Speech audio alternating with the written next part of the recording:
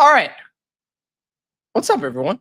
I guess that there's zero people in this. Rare Sunday night live stream. I kind of need my fix in terms of getting my thoughts out about the Knicks. Just watch that. I'm going to be getting into that first, but then I also want to touch on the Giants, that disaster at MetLife Stadium today. No one giant step tonight, one giant step out tomorrow morning. Sean and I have to record. Long day for him. He was at the Giants game, and of course, whatever happened there, he had to drive home to Long Island. He's tired. I'm not gonna give him shit. We're gonna go and record that tomorrow morning. So check that out wherever you get your podcast. I'll be tweeting that link out.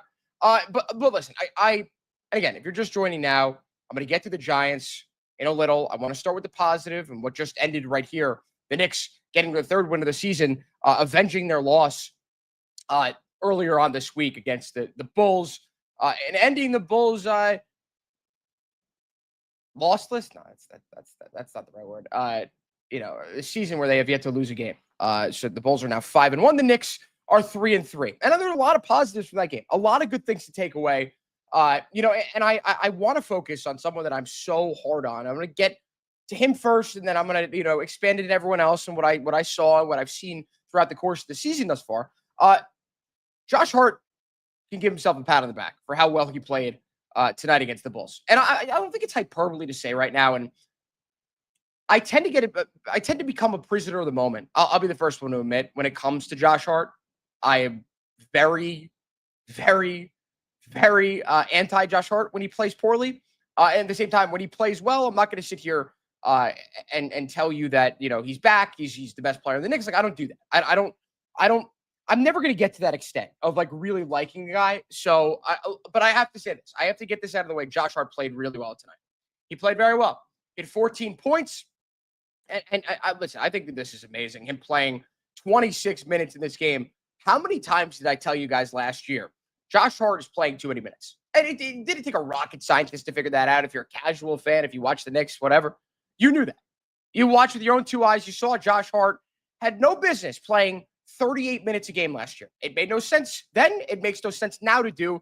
And Mike Brown clearly has adapted to his own system when it comes to Josh Hart. Josh Hart will never start, I guess, unless the Knicks didn't have. I mean, we even saw earlier on this year, Landry Shamet slot into the starting lineup instead of Josh Hart. It makes no sense to start him. If he wants to finish a game, if Mike Brown wants Josh Hart to finish a game, that's a different story. But when Josh Hart plays like he did tonight, he deserves to play almost 30 minutes. He shot the ball well. He didn't turn the ball over. He made smart passes. And he rebounded the ball. And that is exactly what you need from Josh Hart. He played a great game of basketball. The Josh Hart that is unplayable is the Josh Hart who can't shoot, has no idea what to do offensively, and defensively is getting beat, especially backdoor off the ball. Tonight he was good. Josh Hart played a good game. And I'm very happy with what he did. I'm very happy, that Josh Hart was able to turn it around, quote unquote. I'm not going to sit here and tell you that, Josh Hart's season is saved. It's not hyperbole to say that was Josh Hart's best game in almost 6 months.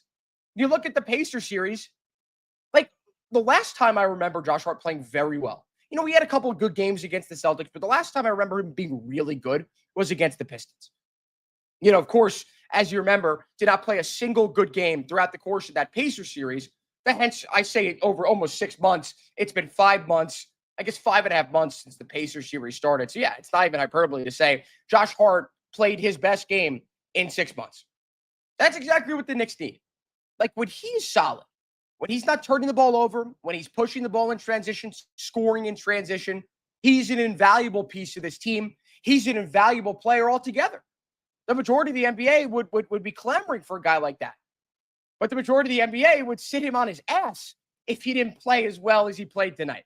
So that's the dichotomy with Josh Hart. Either you get the best or you get the worst with him. It's never down the middle. So good game from Josh Hart. Loved what I saw there. Hopefully he could put his best foot forward and build on this game. Because, we heard earlier on today, it was Fred Katz and James Edwards, I believe, essentially put out that Josh Hart, it's not just one finger. It's multiple fingers, and it's a nerve issue in his hand. And that sometimes doing daily activities like, walking his dog and taking care of his baby, he'll lose feeling in his hand.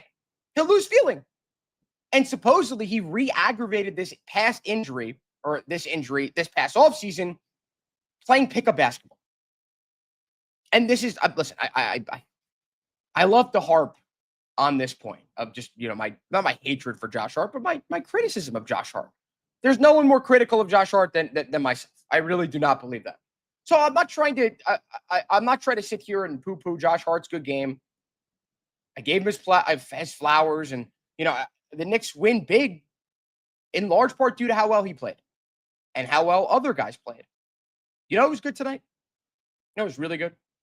Karl-Anthony Towns. And what do we see from Cat that we haven't seen this entire season, where he was averaging 18 points per game and 12 rebounds per game going into this game, but shooting, under 40% from the field and from three? What do we see tonight? The aggression, the ability to put his head down and drive past his defender. To not force things, but to draw the defense in and generate fouls. That's what we saw from Karl-Anthony Towns tonight, and that's something that I'm extremely intrigued about, because there are people out there saying, there's a lot of memes going around, and people just, love to hate on Karl-Anthony Towns, and I completely understand why. The Knicks traded one of their, the biggest fan favorites in years in Dante DiVincenzo, and a very polarizing figure, but when he was playing well, a beloved Knick and Julius Randle, and they got Karl-Anthony Towns, then yeah, terrific. He made the Eastern Conference Finals. Expectations are different this year. Cat comes out. He has a hamstring strain. He has a quad, a groin. There was a multitude of different injuries floating around when it came to Karl-Anthony Towns. He plays terribly to start the season. The criticism fairly piles on, and tonight he proved the doubters wrong. He played extremely efficient. There are a lot of people out there that hate that hate how Karl-Anthony Towns, does this. And I love it. I love seeing Karl-Anthony Towns fire threes from 25, 30 feet away. Like, I'm totally cool with that. Everyone's consensusly agreed that Karl-Anthony Towns is the best three-point shooting big man in NBA history. And he's got limitless range. If he can generate any sort of space, because he's not great, with the ball in his hands and step backs and, and step throughs and all that kind of stuff that can generate space for him. He's not, he's no Carmelo Anthony. He's no Kevin Durant. But when he catches the ball and the defense is sagging up, shoot the ball. I don't care. If you're 30 feet and in, shoot the ball. I don't care. And that's something we saw from Cat tonight. And again, it's something that a lot of people hate. Almost every person that I will watch a Knicks game with is screaming their head off when Cat does that. I'm like, do it. Cool. Like, again, I'm very critical of these Knicks, or just of any team, of any player that I'm watching. But I said this going into the year. I said it last year. I want Karl-Anthony Towns shooting more than 5 threes a game, which is where he was at last year. And he started off firing threes. Tonight only takes 2. But if you're having an efficient game, you scored 20 points or whatever it was. You scored 20 points, grabbed 15 boards on 5 for 11 shooting. And if you scroll over a little bit, you see he shot 8 free throws and converted on all of them. That's exactly what we need to see from Karl-Anthony Towns. Put the ball on the floor, get to the basket, finish through contact, and once that opens up for you, guess what? The defense has to respect that. They have to respect the fact that you have it going when you put the ball on the floor. And they can't just play right up your ass. So it's good that Cat, established that early on in this game, was extremely aggressive and shoots 8 free throws and makes all 8. Terrific. So those are 2 positives. Hart, Cat. And the third guy, someone who we definitely expected spurts of this throughout the season, sprinkled in here and there. I don't think anyone expected this guy to do this all the time, considering what we've seen in recent years, especially the time on Utah. But Jordan Clarkson had a really good game tonight. Really good game. There's no shot that what's the saying? They say this about Michael Porter Jr. There's no shot that doesn't look appealing to him. Like, the possession will end with him getting the ball like 80% of the time. That's not hyperbole. But when he's efficient, when he's knocking down those threes in transition, shoots 50% from 3, it'll be very difficult for an opposing team to beat you. Like, the Knicks severely lacked that last year. They had no one off the bench who could be that level of spark plug. Deuce McBride doesn't have that. He's not a volume scorer and creator like Jordan Clarkson is. So when you get that positive, like you saw tonight from Jordan Clarkson, it is very difficult to beat you. Very difficult. And again, 50% from three, 3 for 6. Amazing. 2 for 4. Oh, yeah, 3 for 6. I had it right. Really good game. Really good game, Jordan Clarkson. I just love when he plays within himself. Like, get good looks inside the perimeter. Don't settle for threes. And a lot of the time, listen, if you're shooting well and you're running up the court in transition, you might have a look underneath the basket if you drive and force the issue, and you shoot the ball. Fine. And he made a lot of those shots tonight. Again, 50% from three. That's the type of game. That's the type of positives that Jordan Clarkson can bring your team. Let's take a couple comments here. We got one from Brilliant Hoops, where I think that this is Frank Isola's burner. Io, the best defensive guard on their team, who kicked their ass 2 days ago. I just don't think that had anything to do with it. I don't think Io DeSumo playing in this game was going to flip the script. So much for the fake Brown offense. Brown was supposed to develop Shamet. Oh, yeah. Okay. Yeah. Landry Shamet tonight, 9 points, plus 17. Second highest plus minus. Obviously doesn't tell the full story, but went 3 for 3 from 3. So I don't know what you're saying. It's a really good game from Landry Shamet. If you want to pick on Mike Brown for something, pick on him for something else. I do. I love Landry Shamet. He's getting 20 minutes. He's averaging 20 minutes per game. Or maybe more. And when he has it working from 3, I mean, he's a very valuable bench piece. And to think that he barely made this Knicks roster, barely, the last guy on the roster, wasn't employed for the majority of the offseason. And the Knicks were like, screw it, we'll bring him back. And look how well he's playing right now. He's a home riser. He's a garden riser. The Knicks don't have many guys like that. Brunson's one of them. There are a lot of other guys that just aren't able to meet the moment at MSG.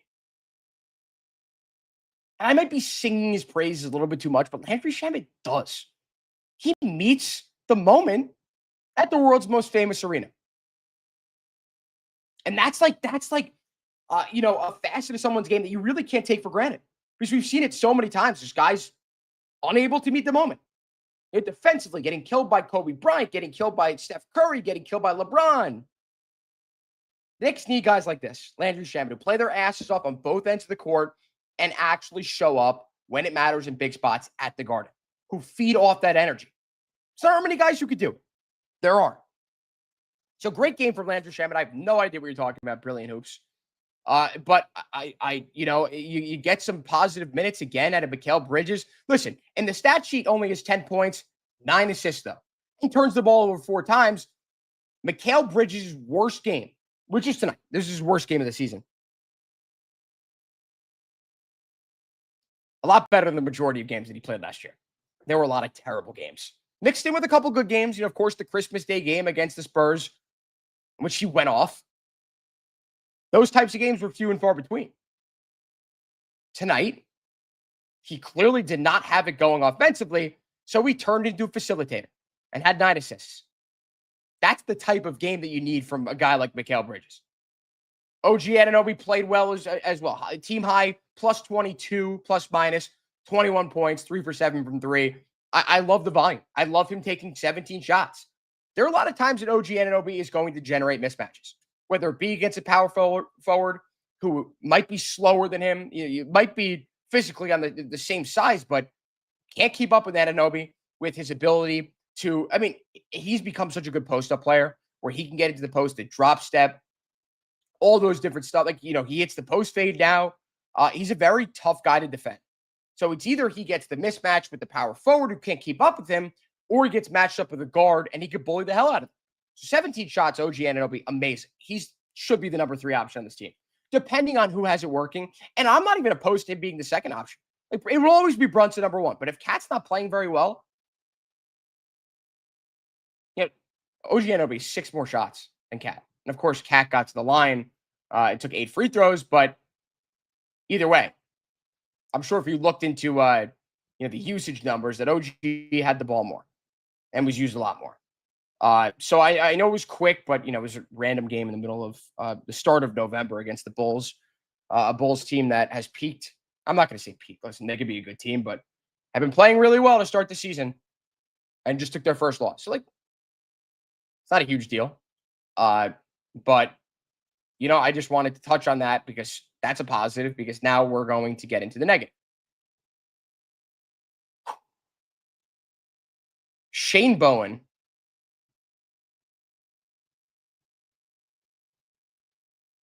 It's hard. Let me just say this.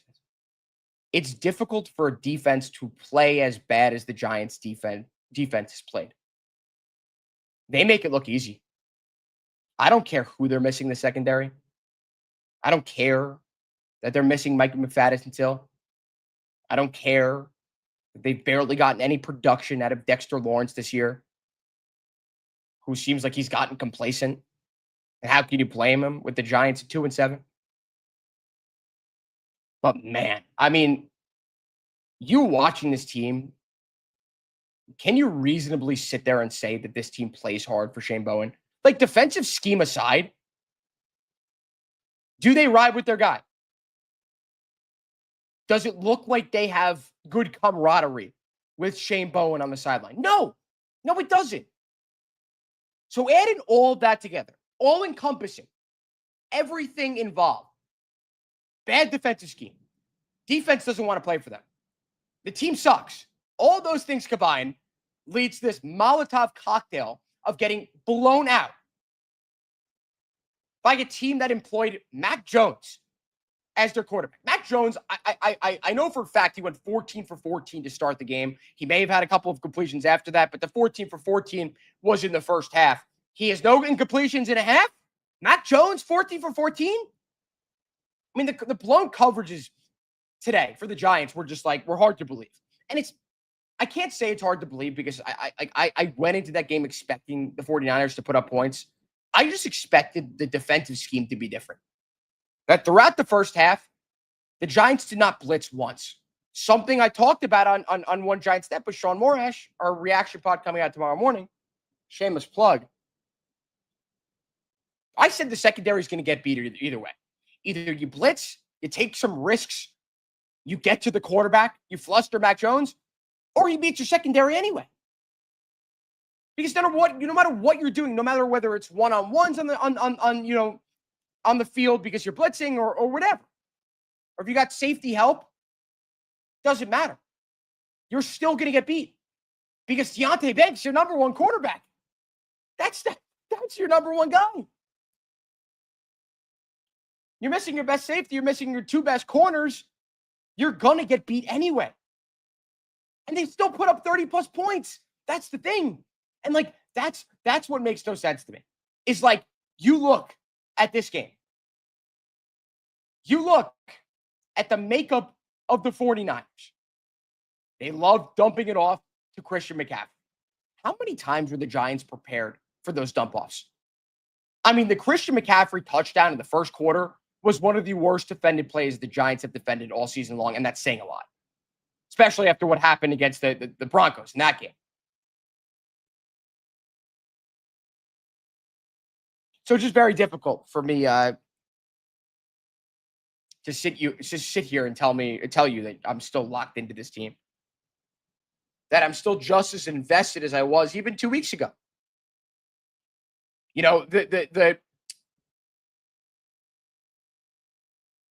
The Broncos lost at 33 points in the fourth quarter against the Broncos. That was the first nail in the coffin. Then the Scatterbo injury, and then that was it. That was it. And it's not like the offense has given up. Jackson Dart is still performing week in and week out, which I think is the biggest thing to take away going forward. If you're a Debbie Towner about this team, like I have been in the past, it's very difficult to have positive takeaways when you're allowing 34 points to Mac Jones. But I look on the offensive end.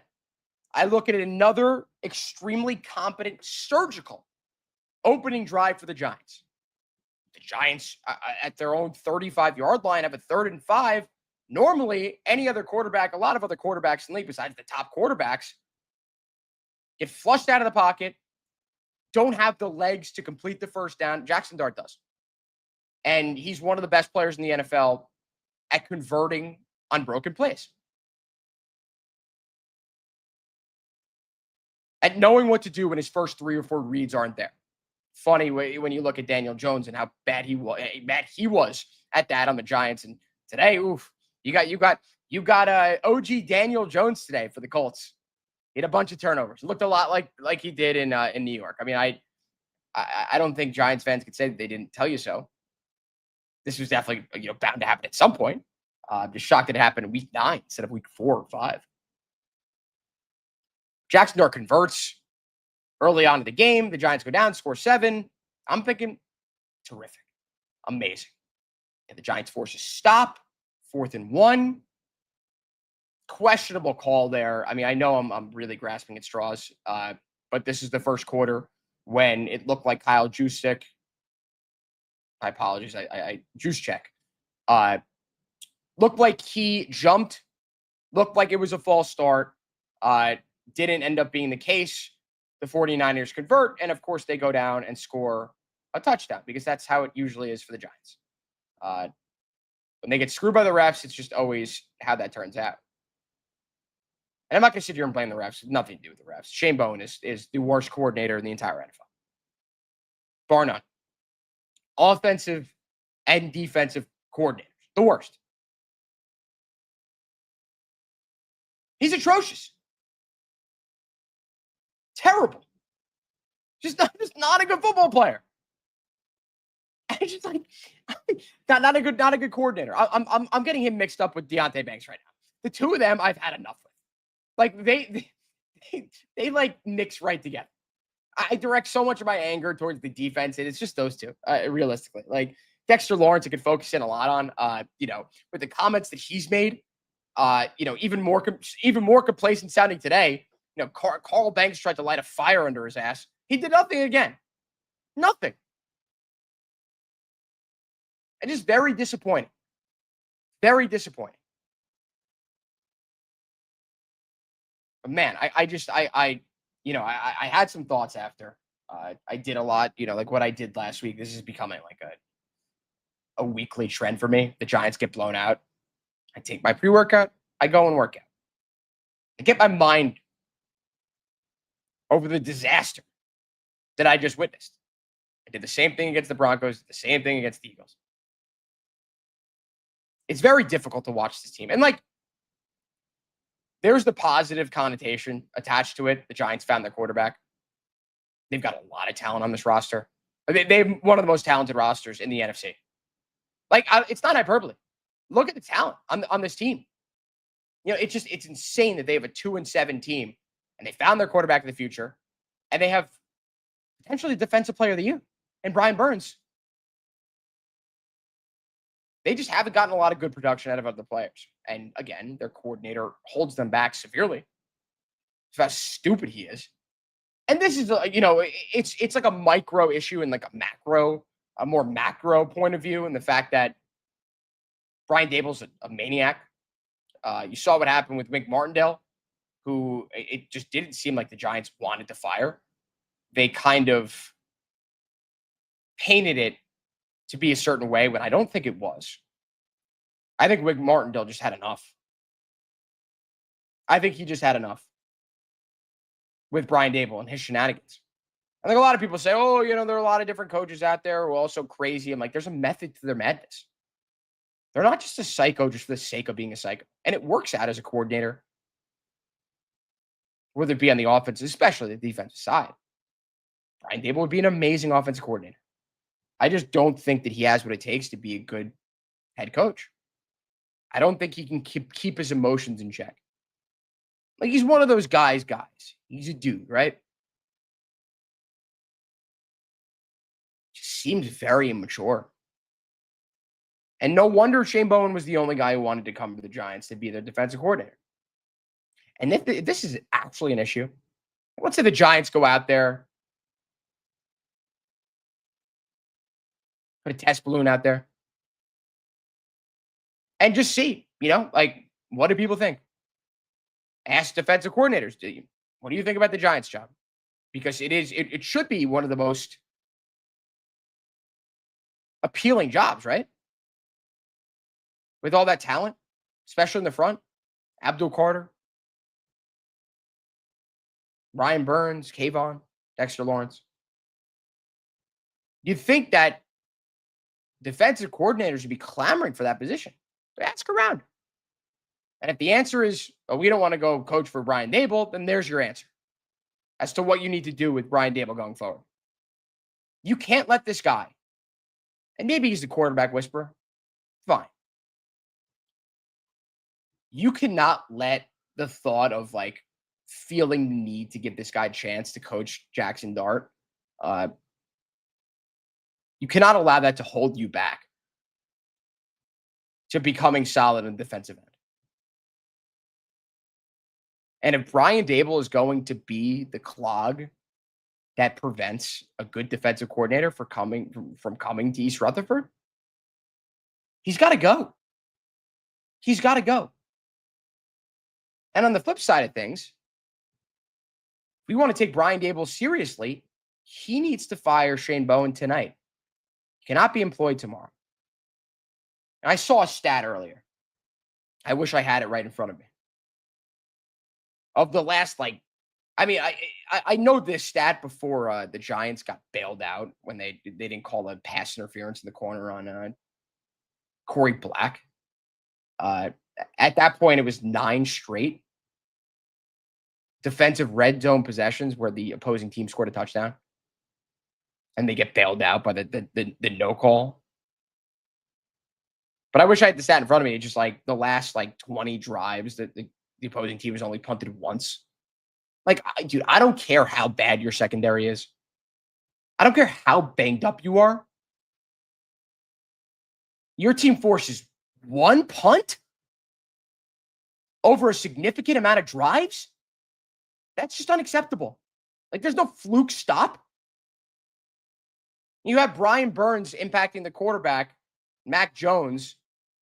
He pops a ball up in the air. Abdul Carter gets his first interception in his career. And it's not like the offense does the defense any favors and they finally get a fucking stop. The offense goes down. Essentially a 3-and-out. Graham Beno comes out. Easy field goal. I believe it was just over 40 yards. Hooks it. That's another story. The kicking situation, just again. I mean, you can't rely on Graham Gano. It's just and who would have thought? Who would have thought? All right, I need to relax. I need to kick my feet up. Enjoy some Sunday Night Football, which is a blowout. I still look at this right now. But all right, I'll be home tomorrow. Go vote in the New Jersey election. I can't even vote here. Just shut up. You know, if you look at my tweets with Alex B, don't bring him up. So I can't vote here. Don't ask me. But I can go vote in New Jersey. That's where I'm still registered to vote. I'm gonna go home. Then I got content the entire week. We've got content. We've got Knicks. You know, the MLB season is over. We're gonna talk Yankees a little bit. I feel so bad for Blue Jays fans. I know there are a lot of Yankees fans out there like, oh, screw the Blue Jays. Like, how can you sit there and root for the Dodgers? Like, how could you want a dynasty? It makes no sense to me. Like, I still have the memory of the 2017-18 Warriors just etched into my mind. Dodgers are the same team. The same. Baseball is different, but, you know, it's not very different when you get all the best Japanese players to come out, including Yoshinobu Yamamoto, who got the largest contract ever for a pitcher and also the largest contract ever for a guy who never pitched a game in MLB. That's why he got the big bucks. Right? There was no doubt in my mind when he came into that game on 0 days rest that he was going to finish that. All right. Enough.